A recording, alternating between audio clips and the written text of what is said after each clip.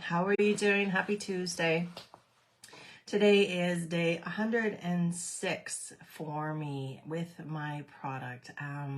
But I really wanted to focus in on you guys and, give you as much information that you can handle. But today, specifically, I'm going to be talking about something you know already a lot about, and that is the 4 laws of weight loss. So really looking at weight loss and understanding that, yeah, we've heard it all before. We've talked about it all before. We've, discussed it ad nauseum, and it's just, sometimes it gets to be a little bit too much. So, you got to understand where I'm coming from when I look at the statistics for obesity within our North America, specifically in the United States alone. It's surpassing anything that has ever been before it. And in Canada, we are pushing a strong second with regards to that increased obesity everywhere. And it's not just, one specific area of the country. It's not just one demographic of people. It's not just one socioeconomic chunk of people. It is everybody, and it's across the board. And this is why I need to be able to still keep talking to people about it, because even though we've heard all of these solutions to the weight loss epidemic, it is still happening. And I guess I'm going to just keep talking about it until people just turn me off, I guess.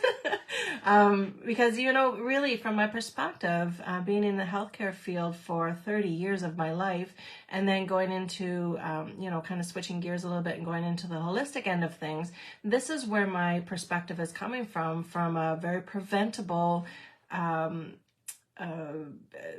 theory, or a preventable focus, because this kind of stuff, obesity, is preventable. And when we look at the epidemic forms of what's going downstream as a result of obesity, we're looking at our cancers, we're looking at type 2 diabetes, we're looking at coronary heart disease, we're looking at strokes, high blood pressure, and these are things that are preventable simply by bringing about some of these 4 laws that I'm going to be talking about, and to bring that weight down. These are things that we can do ourselves. These are choices that we can make on our own going forward. And when we become very conscious of it, we can consciously make these choices on a day-to-day basis.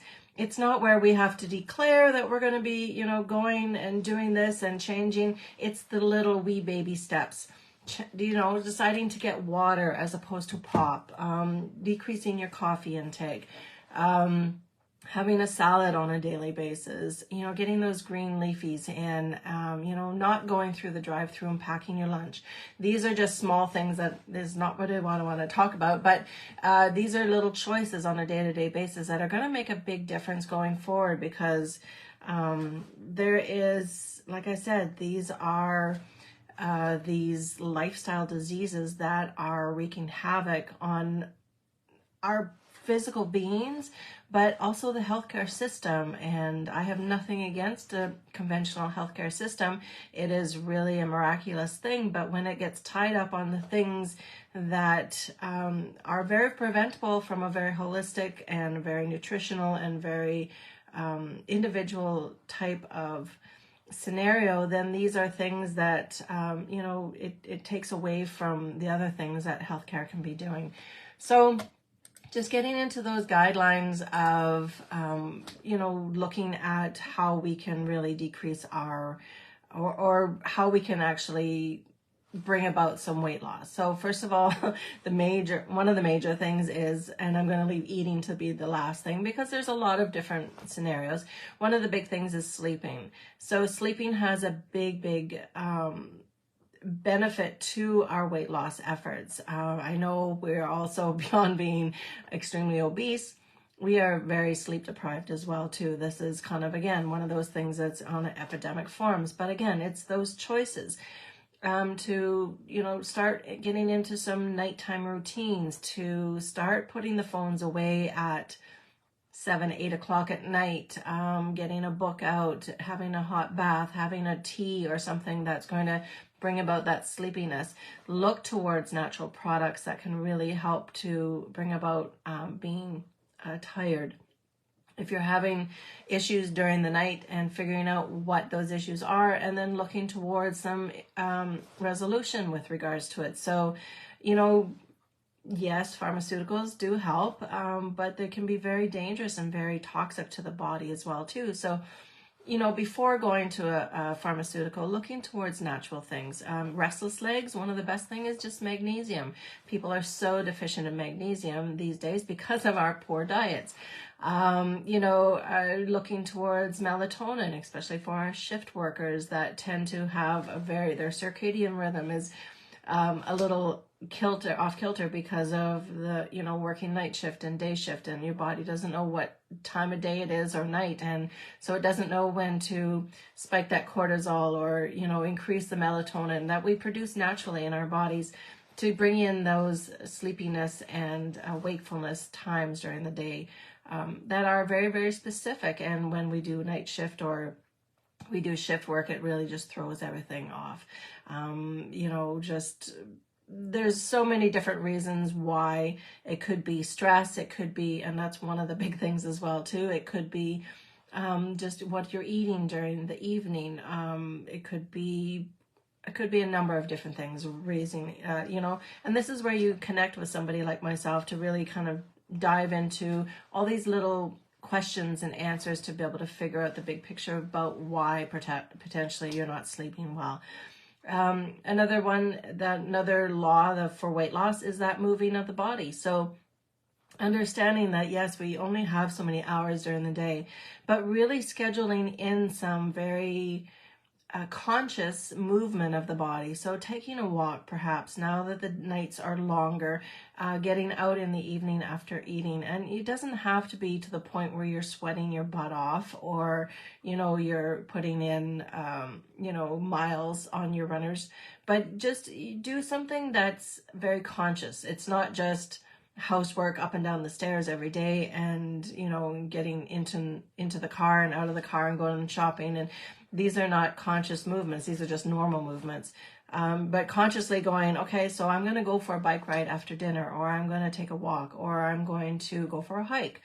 And, potentially driving to get to that hike spot, but then going for that hike. It doesn't have to be for long, but just it's that conscious movement beyond what you're doing. Getting yourself a Fitbit and letting it give you those reminders to, if you're working on the computer, to get up and walk around, and doing these little things that are going to be so much more beneficial. There's so many different videos and different things that can really, really help you if you want to even just do exercising at home. You don't have to have a ton of equipment. You can have just a little bit of equipment and just do what you can. Even just if you're sitting in the chair, lifting your knees up to your elbows on a regular basis. These are conscious movements that you can incorporate on a regular basis.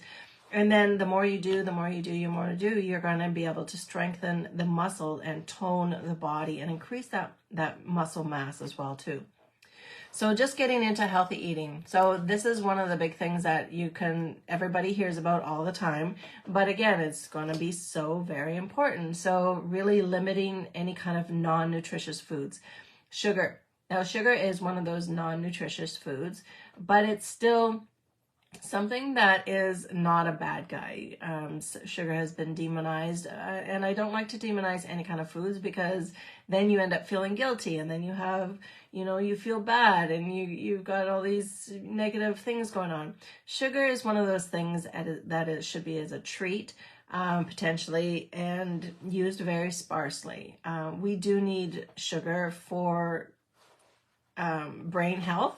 Not enough sugar, my brain gets slowed down, but you do need sugar for brain health and essentially carbs, and you need that for energy as well too. But you really limit them to as least amount as possible.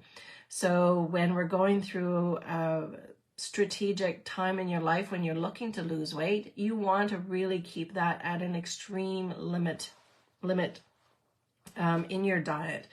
And you want to, just use it very, very sparingly, if at all.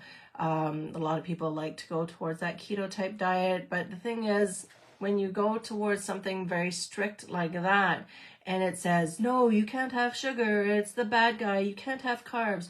When you start coming back after losing weight, your body's just going to react so strongly that you're going to end up gaining weight as a result, and it's going to be that deep visceral fat. It's not going to be the subcutaneous fat, because your body's thinking that it's going to go through that starvation mode again, which sometimes it does because you do that yo-yo dieting, and then that deeper fat is going to be more extremely difficult to lose as a result.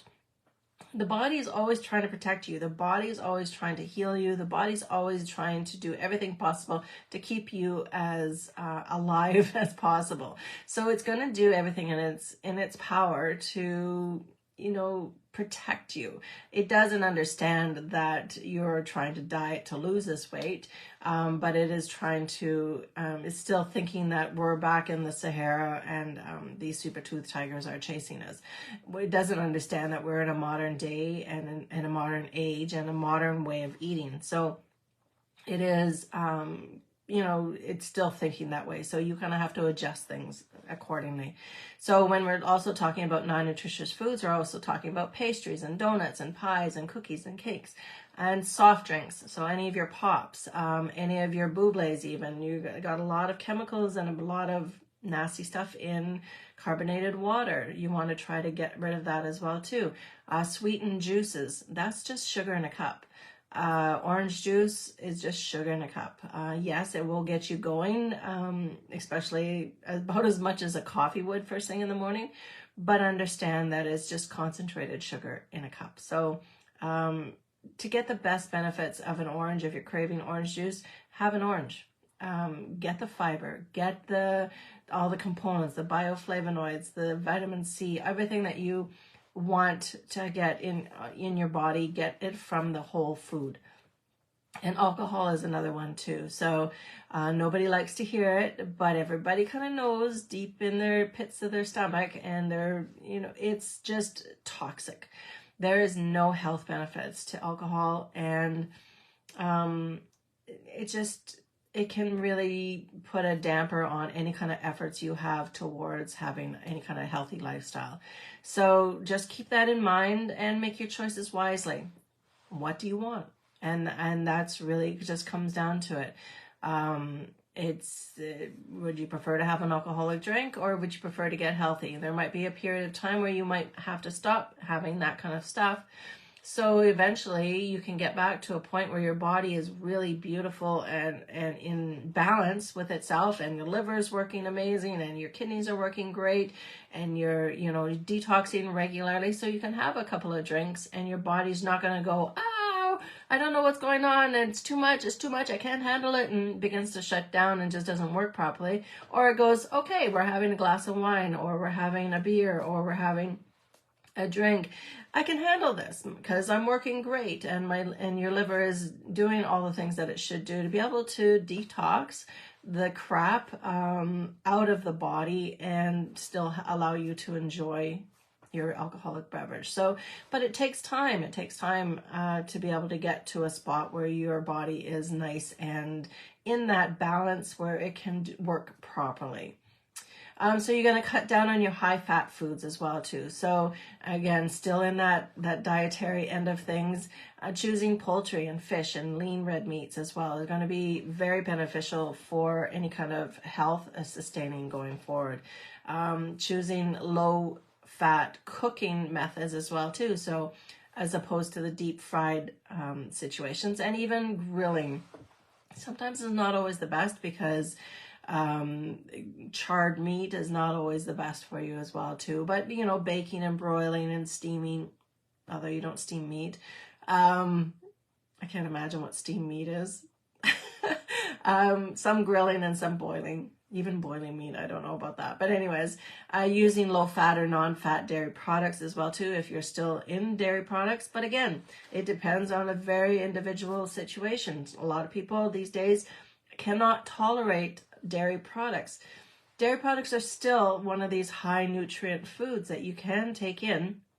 But because of the overburden of toxins and our body's just inability to process, even children, because they come into this world very toxic, we're just not able to process the dairy products like we once were, potentially.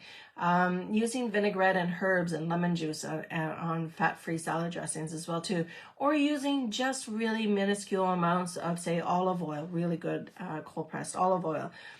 This is going to be very, very helpful. Avoiding high-fat snacks is going to be very important, especially during a small period of time that you're really looking towards keeping your weight in check, because everything that has fat is going to be almost double the amount of calories. Regular calories are, so 1 gram of carb and 1 gram of protein are 4 calories. When we're looking at 1 gram of fat, we're looking at 9 calories. So you really want to keep those in check. Avoiding any kind of fatty meats, bacon, sausage, hot dogs, ribs, luncheon meats. Not only are they been deemed, what do they call it? I don't even know what the type is, but they are highly carcinogenic, so they can really cause a lot of cancer. And that was by the WHO, World Health Organization, deemed these types of meats very, very carcinogenic. But they also have those extra fats and different nitrates and preservatives and chemicals and all these different things in them as well too. So if you are going to eat these things, look towards organic foods. If you really, really have to. Again, so I mean, it is a choice. Looking for a better value foods for your body. Always eating a variety of foods. So looking at your fruits and vegetables at all times. Keeping them raw, steamed or baked at the best. Whole grains for people that can still have gluten. Gluten, again, is not one of the bad guys. Gluten can be a good thing. Because you're getting your whole grains, you're getting your breads, your cereals, your rice, your pastas. But again, if you're trying to cut back on your carbs, you want to make sure that you have extremely whole grain as much as possible, because then you have the extra fiber, which will decrease the carbs for, my people that, keto people that try to look for the net carbs. So keeping those on the lower end of things, but having them in your diet as well too, because they are packed full of nutrients. And, really important for that extra fiber in the diet as well too. And keeping, a lot of protein-rich foods, chickens, turkey, fish, lean meats, beans as well too. And then looking at changing your habits with regards to your food as well too. So eating anywhere from 2 to 3 balanced meals each day, or, and it's going to be very individualized again. Maybe you're the type of person that needs smaller meals throughout the day. Maybe you're the type of person that likes to do intermittent fasting and then doesn't have their first breaking of the fast until lunchtime or mid-afternoon, or, and not one way is better than the other. Each choice that you make for yourself is going to be the best choice for you. If it doesn't work, well, potentially it might not be the best choice, or maybe you just haven't given it enough time or enough effort. Looking towards choosing low-calorie snacks as well too. Eating when only you're hungry. That's another way, just that mindfulness of bringing that into the body, into your schedule. So not really having a schedule where you wake up, you have to eat, noon is lunch, and then, 5 o'clock is supper. Listening to the body and understanding it a little bit more and bringing in that intuitive type of eating. Again, not everything is right for everybody. Some people really do well on that kind of thing. Eating slowly is important for anybody, because you want to be able to digest your food. When we're in that hyper state of being stressed, our bodies don't digest. The digestive system is shut off at that point. When we're go all the time and we're stressed and we're eating at that same time, you're not going to be able to digest your food properly. You're going to end up, potentially going to end up with gas and bloating and, you know, a myriad of different digestive issues that I'm not even going to get into, but there's potentially a lot of different issues with regards to that. So eating slowly is very important, and chewing your food. It seems simple. It really does, but it can be as simple as that. A lot of people will just chew their food a little bit, just enough to get it down, and then on their way. The stomach doesn't have teeth. It has hydrochloric acid, but it doesn't have teeth. So you want to chew your food as much as possible to make it a little bit easier on our stomach.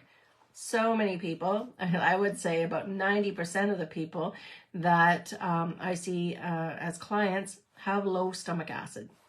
It might be presenting as high stomach acid, but it is actually low stomach acid. And if we don't have the stomach acid in our stomach, then it's not going to be able to digest the proteins. And then if your proteins are not digested in the stomach, it'll go into the small intestine and cause a lot of digestive upsets, and eventually potentially going towards that leaky gut situation. Totally off the subject of weight loss, but that's kind of the process. And then when we have leaky guts, we have a hard time losing weight. Or if we're constipated, we have a lot of hard time losing weight. These are all different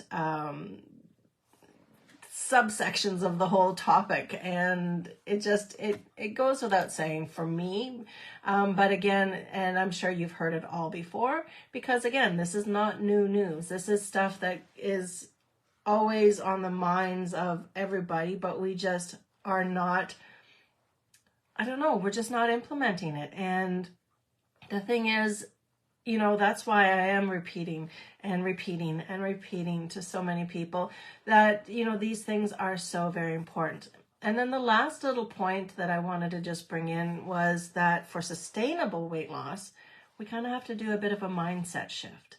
It has nothing to do with food, but many of us, especially women, we tend to be emotional eaters. We tend to use, and rightly so, we tend to use food as a source of love. You know, food can be very, very appealing. It can be part of a ritual. It can be part of celebrations.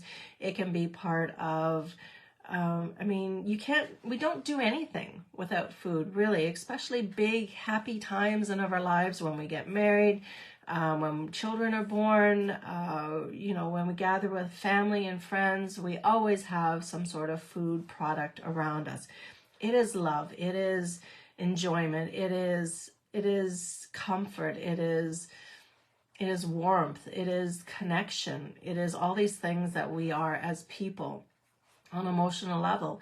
And oftentimes we end up going, you know, beyond that boundary, and it becomes something that can actually fill a void. So if we have that feeling of inadequacy, or we have that feeling of loss in our lives, if we have that feeling of insecurities, sometimes food tends to be that go-to where we are bringing in that love that we feel we are missing, and that comfort that we feel we're missing, or that something, whatever it is that we are missing, and then it becomes an issue.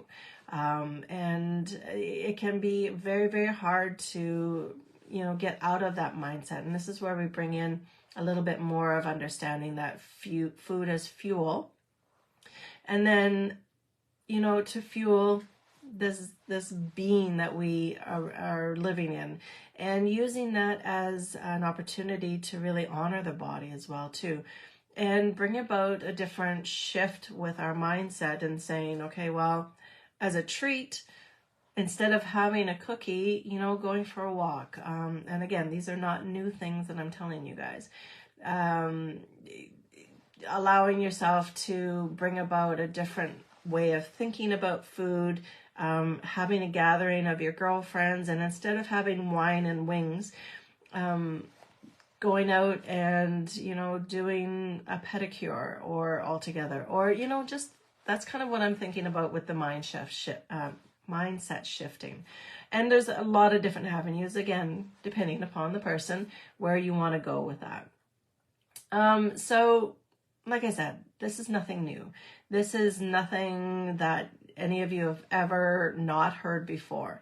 I'm just repeating the same old stuff over and over again. There is more research out there. There is more data. There is more evidence that this stuff is very helpful and very works if you implement it. It is all a choice. There is products that are out there nowadays that can be very, very helpful for helping you get through the tough times, because this is not easy. A lot of this stuff, a lot of reasons why we are as obese as we are in Canada is not our fault, or even North America. It's not our fault. We have been literally spoon-fed junk food, a society full of chemical frankenfoods, basically foods that are not even real. We have been, brainwashed with advertisements on TV and society and big pharma and all of them. They push towards us not really being able to make choices for ourselves that are on the healthy end of things. They tell us that, we have to have a Big Mac because everybody else is doing it. They tell us that we have to eat a certain way because this is what love is. They tell us that, we can't go a day without, you can never just eat just one. I'm just thinking of a commercial for chips. I mean, these are inbred into us as people, and it's hard to get away from it. So understand, when you start thinking about the fact that it's not our fault, we can take the onus off of ourselves, and then we can start to do better for ourselves, because we're allowed to make those choices. We're allowed to say no to the drive-through, just like I was saying in the beginning. We're allowed to say yes to having a salad every day, and learning about what our bodies want, and not just feeding it the latest new fad that's out there. Chocolate doesn't have to be associated with every holiday. We're coming up to St. Patty's Day this Friday, and I'm trying to think, there's not much chocolate for St. Patrick's Day, but I'm sure if they could, they would incorporate a lot more chocolate. But of course, what's after that is Easter. So we've got every holiday, every celebration is filled with these kinds of foods that, yeah, they're good, but are they really good for us? So I wanted to just take that moment to talk about the product that I offer. So the product is something that is, it's there just to help you in the meantime, because it's not our fault, because it's so hard. Because if it was easy, everybody would be doing it and everybody would be skinny. If it was so easy, then, like I said, there wouldn't be a problem. But the thing is, it's hard. And this product is really, really important for getting over that hump and getting to a place where you can really see the results quickly, and really use that as an incentive to keep going. So for the people that buy the product from me, I bring them, we become friends, basically, as much as we can be. I provide opportunities for people to just learn new ways and implement new habits. And you see that there is choices out there. And then, where maybe they didn't see a choice, help them get through and see where the choices are. And understanding that it can be very, very difficult. But like I said, with this product, it's going to make it a little bit easier. And it helps people get through that hump. So even people that eat healthy, even people that move their bodies, even people that sleep well, even people that, have no issues with emotional eating, sometimes when they're trying to lose weight, they get to a spot where they're just like plateaued. This product is actually going to help bring them that one step further. So, I mean, people with gut issues potentially could have issues. So I help people with that. People with balancing their hormones could potentially be the reason why they can't lose weight.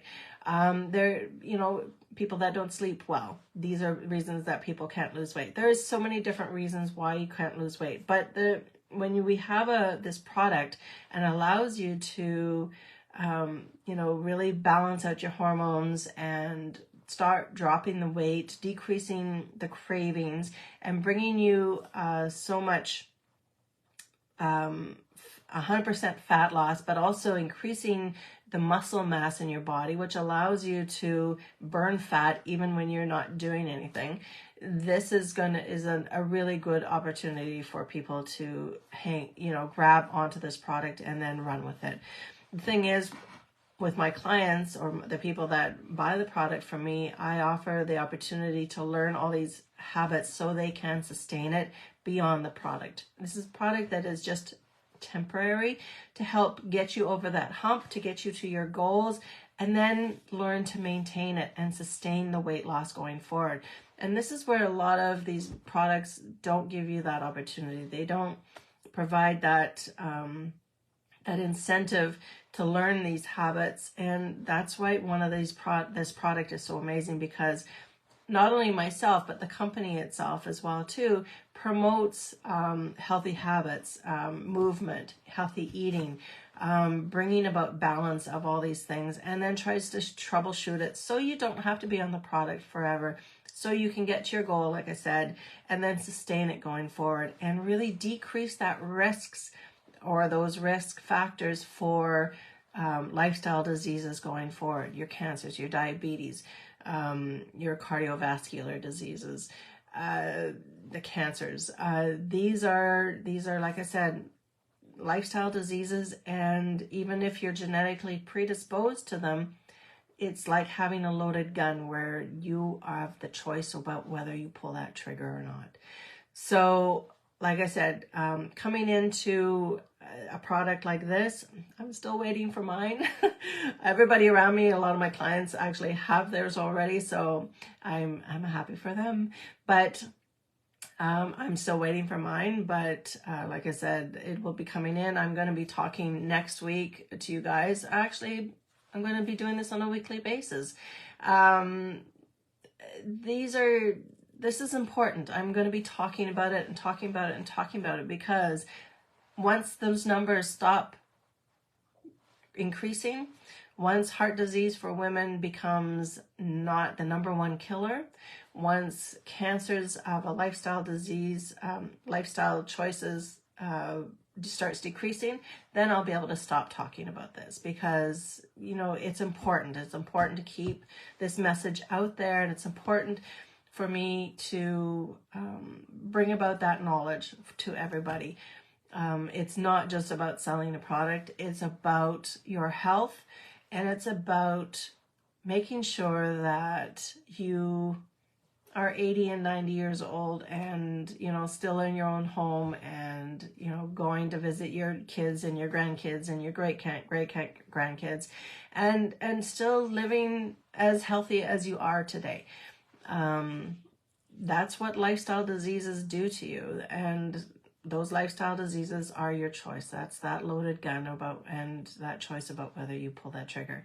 This product really just helps you get over that hump and bring you to the other side so you can stabilize your health and your life going forward. So like I said, I'm not going to stop talking about it anytime soon. And if you have any questions, please reach out. I am more than happy to connect with you one-on-one to just talk about the product or answer any of the questions that you might have. I'm here for you guys, okay? I love you. Take care.